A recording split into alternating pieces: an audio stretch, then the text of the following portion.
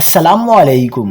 جامعہ کراچی میں پراسرار واقعہ، ہاسٹل کے بیت الخلاء سے طالب علم کی لاش برآمد، موت کیسے ہوئی؟ افسوسناک واقعے پر جامعہ کراچی میں خوف و ہراس پھیل گیا۔ کیا آپ حالات حاضرہ سے آگاہی حاصل کرنا چاہتے ہیں؟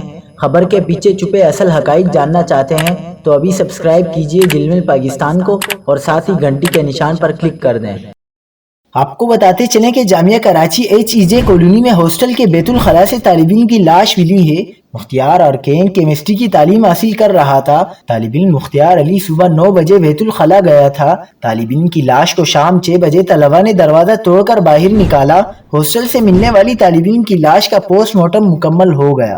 ابتدائی رپورٹ کے مطابق طالب علم نہاتے ہوئے باتھ روم میں گرا، موت سر پر چوٹ لگنے سے ہوئی۔ پوسٹ مارٹم ہو جانے کے بعد اہل خانہ لاش لے کر آبائی علاقے سوات روانہ ہو گئے۔ ترجمان ICCBS نے بتایا کہ طالب علم مختار علی ڈاکٹر ہنا صدیقی کی سپروائزری میں تحقیق کر رہا تھا۔ مختار کا 2020 میں MPhil میں داخلہ ہوا تھا۔